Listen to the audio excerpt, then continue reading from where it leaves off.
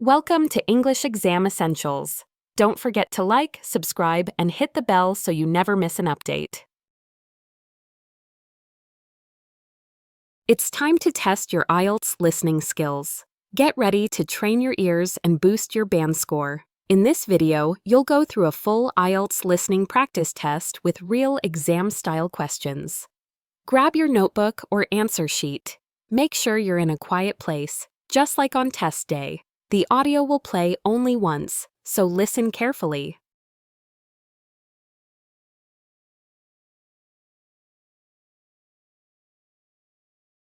This is the IELTS listening test.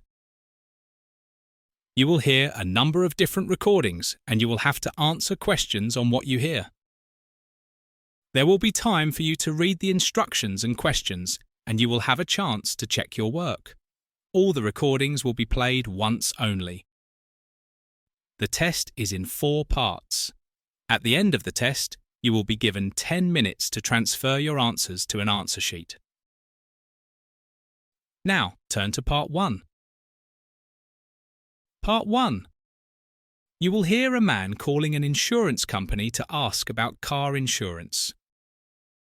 First, you have some time to look at questions 1 to 7.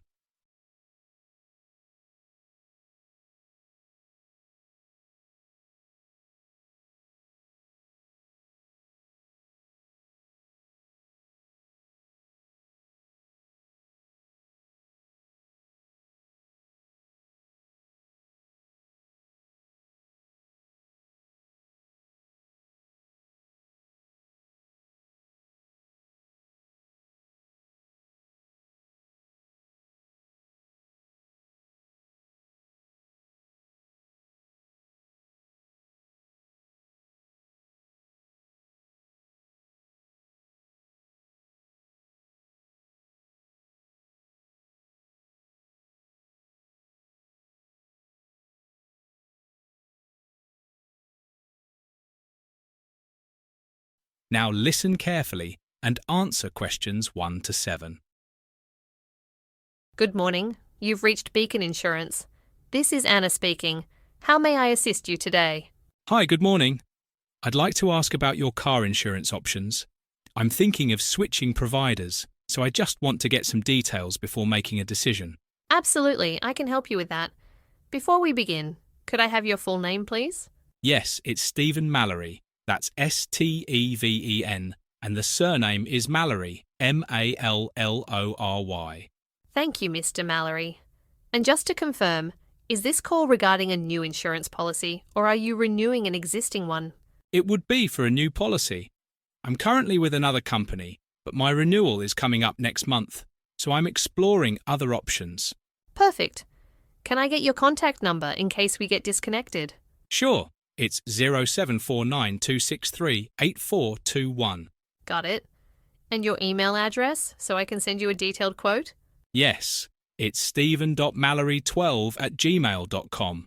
That's stephen.mallory12@gmail.com. Thank you. Now, let me get a bit more information so I can give you an accurate estimate. First, what's the make and model of your car? It's a 2018 Toyota Corolla, 1.8-litre engine petrol. Thanks. And how long have you owned the vehicle? I bought it second-hand in 2021, so around 4 years now. And have you made any modifications to the vehicle? For example, changes to the exhaust, suspension, or bodywork? No, nothing at all. It's completely standard. Now, where is the car usually kept overnight? In a garage, on a driveway, or on the street? It's usually parked in my driveway. How long have you held your driving license? And have you had any accidents, claims, or driving convictions in the past 5 years? I passed my test in 2020, so just over 5 years now. No claims or accidents, but I did get a speeding ticket last year. 3 points on my licence. Before you hear the rest of the conversation, you have some time to look at questions 8 to 10.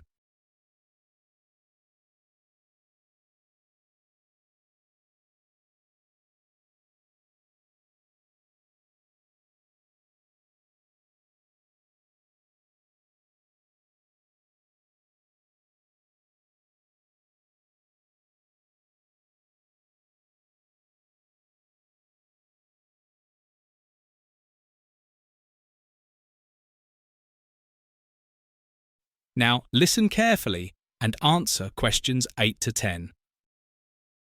Thanks for your honesty. That does affect the premium slightly, but not too much. Just to recap, you're looking for a comprehensive policy, correct? Yes, though I'm not completely sure what's included in that. Could you explain? Of course. A comprehensive policy includes third-party cover, as well as protection for your own vehicle, even if the accident is your fault. It also covers fire, theft, windscreen repairs, and roadside assistance. Some of our plans even offer a courtesy car while yours is being repaired. Sounds good. And how much would that cost monthly? Your estimated monthly premium would be around £46. If you pay annually, you get a 5% discount, so it would be £520 for the whole year. All right. That's actually cheaper than what I'm currently paying. Do you offer any optional extras? Yes, we do. You can add legal protection for £2.50 a month, which covers solicitor fees in case of an accident that wasn't your fault. There's also key cover, which protects against lost or stolen car keys. I think I'd be interested in the legal protection, but not the key cover. No problem. I'll include that in your quote. Do you want me to email it to you now? Yes, that would be great. I'll take a look and probably get back to you within a few days. Of course. I'll send everything to your email now. If you decide to proceed, just give us a call or reply to the quote. That is the end of part 1. You now have 1 minute to check your answers to part 1.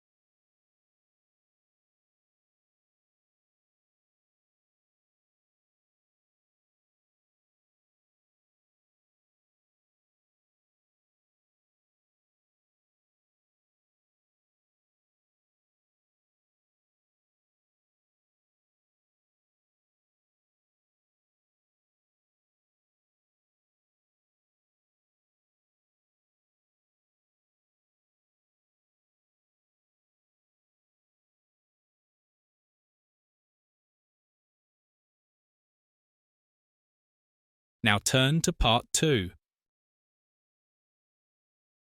Part 2. You will hear a volunteer coordinator giving information about the layout of a music festival. First, you have some time to look at questions 11 to 15.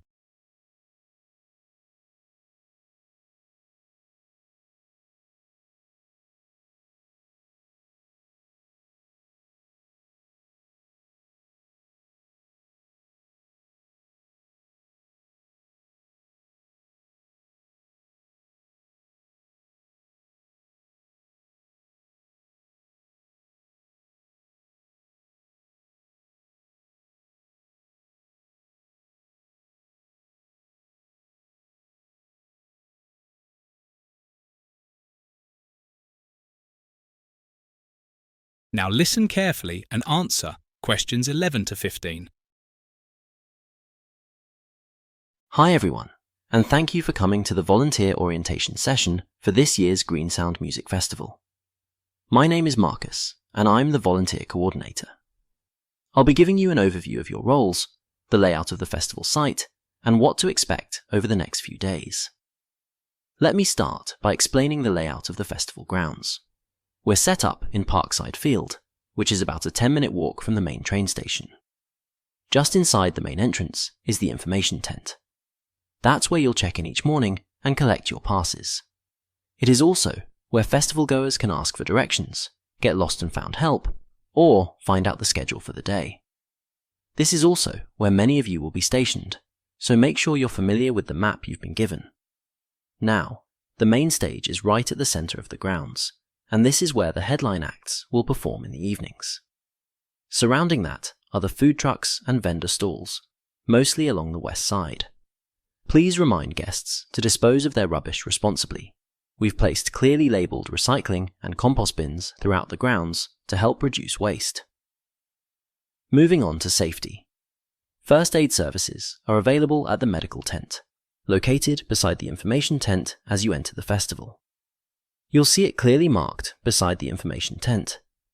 It's staffed by trained paramedics, and there are also mobile response teams circulating throughout the venue. If someone needs help, either direct them there or call the number on your staff badge. To the south side, just past the food trucks and vendors, is the wellness zone, where we'll have yoga sessions and workshops on topics like sustainable living and community gardening. If you're working in the kids area, that's in the southeast corner, near the lake. We've got face painting, arts and crafts, and a puppet show scheduled for both afternoons. Please note that only volunteers with the appropriate clearance will be working with children, but all of you should know where the zone is in case parents ask. Before you hear the rest of the talk, you have some time to look at questions 16 to 20.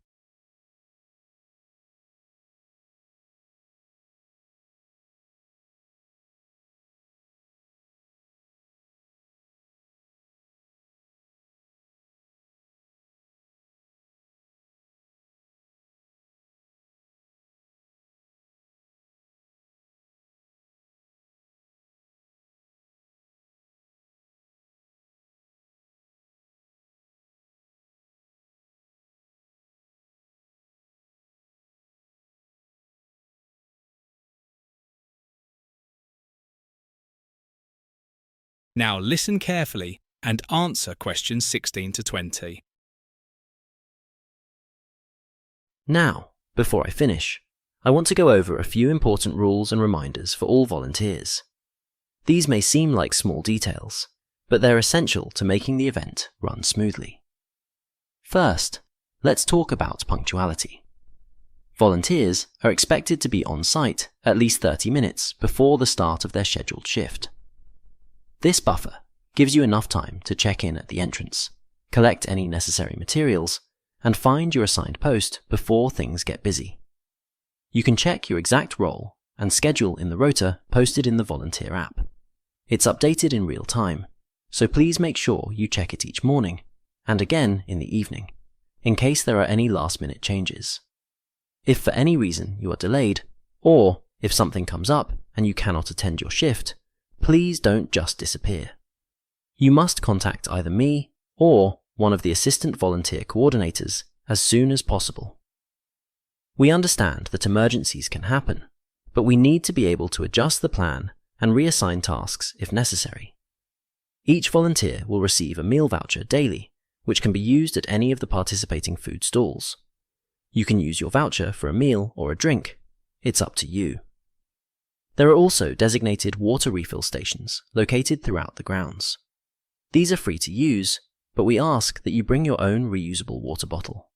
It's part of our mission to reduce single-use plastic waste, and volunteers are expected to set a good example by following our sustainability practices. Let's move on to conduct and attitude. As volunteers, you're not just helping with logistics, you're also the face of the Green Sound Festival. Many visitors will come to you with questions, requests, or even complaints. Please be polite, approachable, and patient at all times. If you're unsure how to respond to something, don't panic. Just ask a team leader or direct the person to the information tent near the entrance. There's always someone there who can help. One more thing before we wrap up. We'll be holding a mandatory morning briefing tomorrow at 8:30 a.m. at the information tent. We'll go over the day's schedule, weather updates, and any changes to assignments. Please arrive on time, preferably a little early, so we can start promptly. Thanks again for volunteering. That is the end of Part 2. You now have 30 seconds to check your answers to Part 2.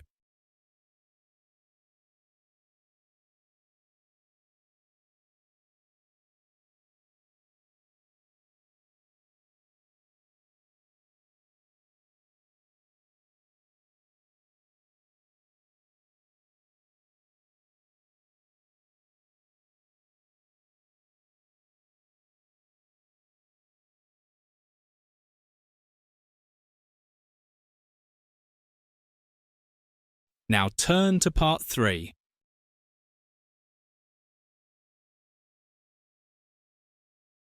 Part 3. You will hear a student named Emily discussing a hotel management project with her tutor. First, you have some time to look at questions 21 to 25.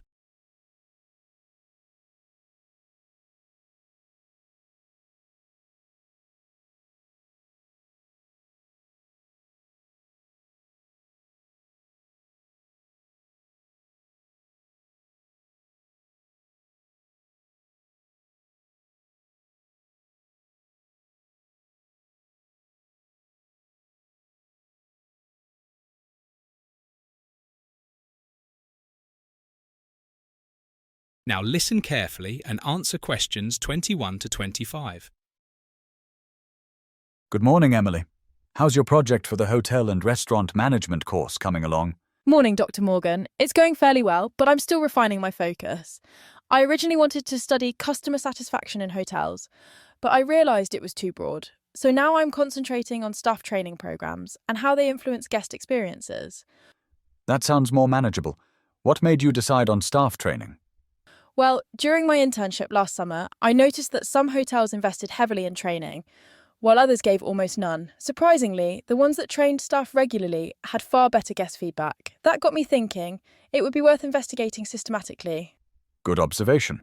So, what exactly will you examine? I plan to compare 3 hotels in the city.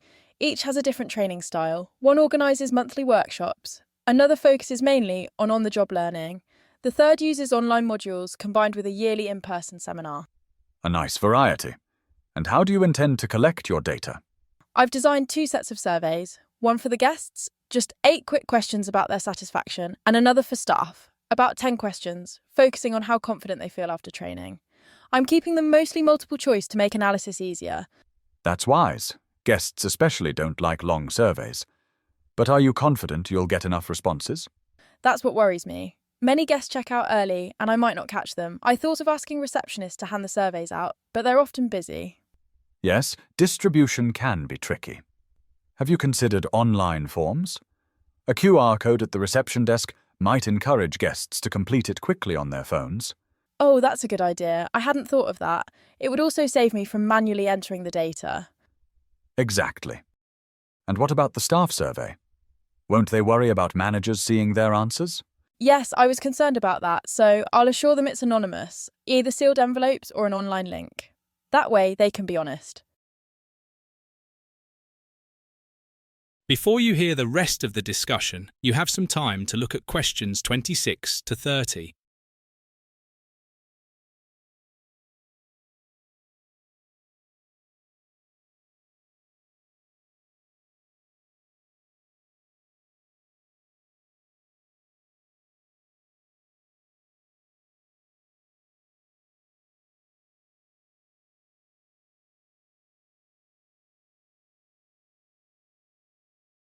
Now listen carefully and answer questions 26 to 30.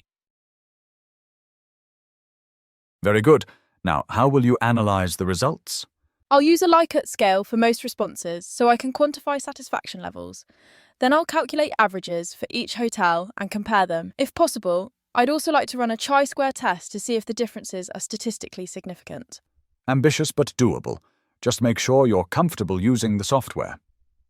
Have you thought about possible challenges? Apart from low response rates, another challenge is time. We only have 6 weeks left. I think I'll need 3 weeks for data collection, 2 weeks for analysis, and 1 week for editing. And what about linking your findings to industry standards? Yes, I've already looked at guidelines from the American Hotel and Lodging Association. They recommend certain training hours per year. I'll compare the hotel's practices with those benchmarks. Excellent. That will strengthen your argument. Also, consider including international sources like the World Tourism Organization's reports. I found one on best practices in hospitality training. It suggests blended learning is becoming the global trend. I can see if my findings support that. Perfect. And how will you present your results? I'll use bar charts to compare guest satisfaction across hotels, maybe pie charts for staff responses. I also thought of including short quotations from staff interviews, just 1 or 2 sentences, to make it more vivid. That's a great idea. Just remember to get written consent if you quote anyone. Of course, I'll prepare consent forms. Good. Well, Emily, I think you're on the right track. Your project is focused, practical, and well-structured. Just don't underestimate how long data collection can take. Thank you, Dr. Morgan. This discussion really helped me clarify things. My pleasure. Keep me updated on your progress, and if you need support with analysis, book another appointment. I will. Thanks again. That is the end of Part 3. You now have 30 seconds to check your answers to Part 3.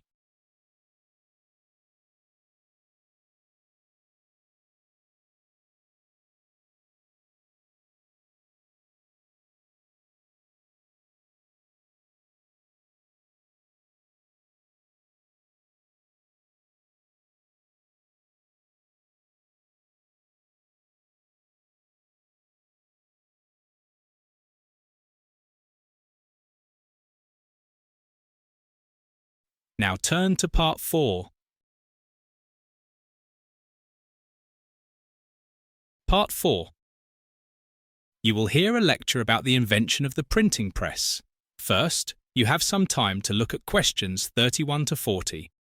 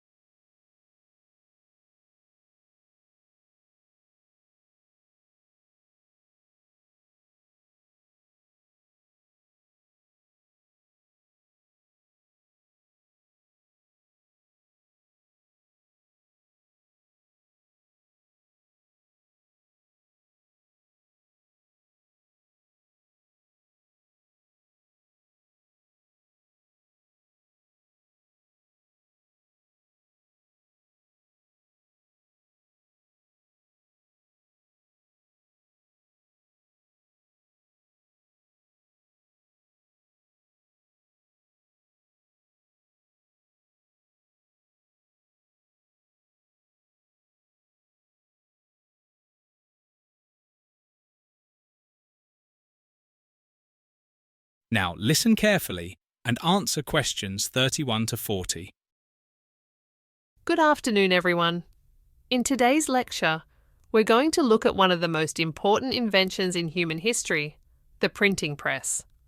While we often take books and printed materials for granted today, the invention of the printing press was nothing short of revolutionary.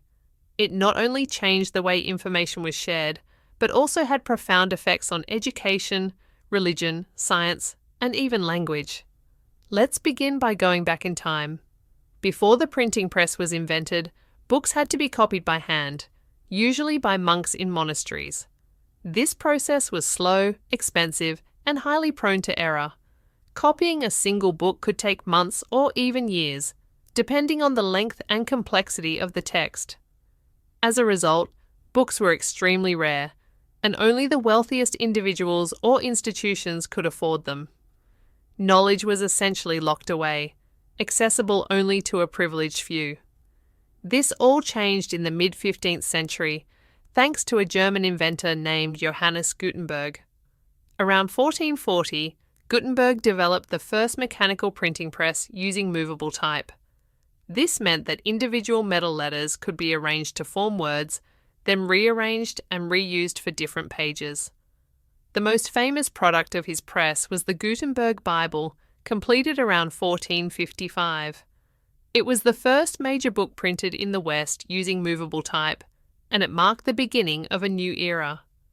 The impact of this invention was immediate and far-reaching. For one, it drastically reduced the time and cost required to produce books. Suddenly, books could be made in hundreds of copies instead of just one or two. This opened the door to mass production of literature and academic texts, and within just a few decades, thousands of printing presses had been set up across Europe. One of the key areas affected by this was religion. In the early 1500s, Martin Luther used the printing press to distribute his 95 Theses, which criticised the Catholic Church and sparked the Protestant Reformation. For the first time, ordinary people could read religious texts in their own language, rather than relying solely on priests to interpret Latin scriptures.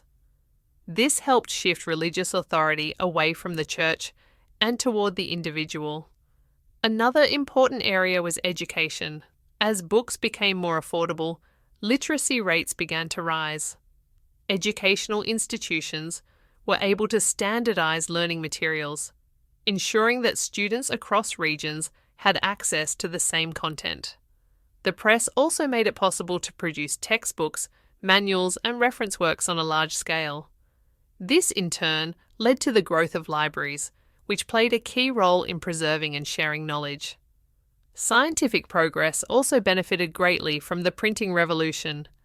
Previously, scientific discoveries were often passed down through word of mouth or limited hand-copied manuscripts. But with the printing press, scientists could now share their findings with a broader audience. For example, Nicolaus Copernicus's groundbreaking work on the heliocentric model of the solar system was widely circulated thanks to printed copies.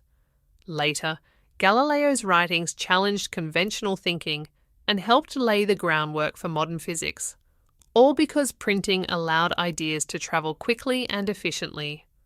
Language and communication were also deeply affected.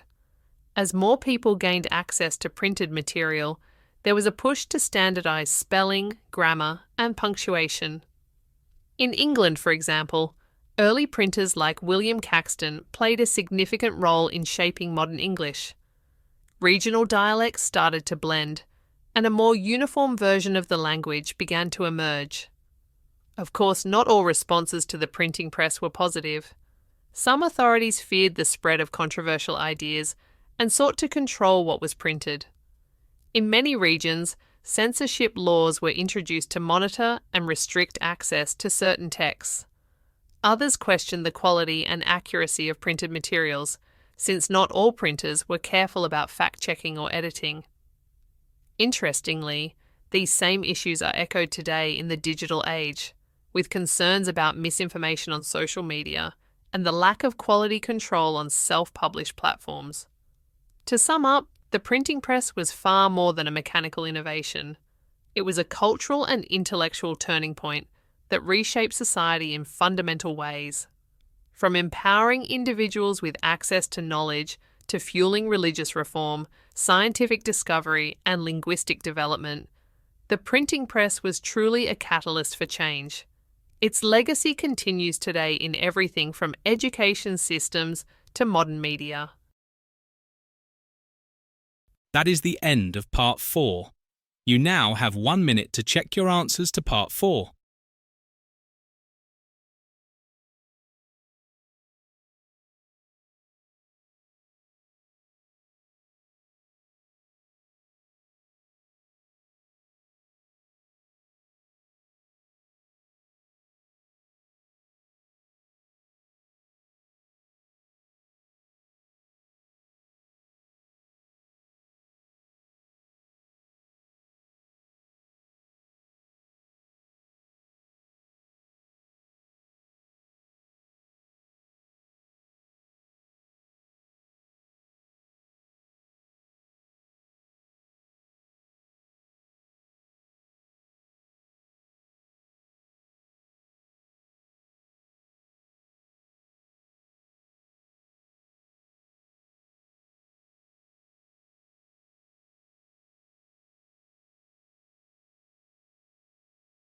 That is the end of the listening test.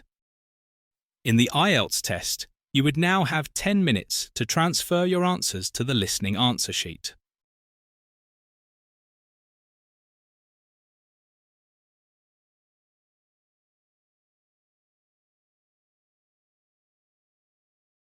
Well done on completing the exercise. How did you do? Share your score in the comments. If you found this helpful, make sure to like, subscribe, and turn on notifications. More listening drills are coming your way. Thank you for watching, and good luck on your IELTS test.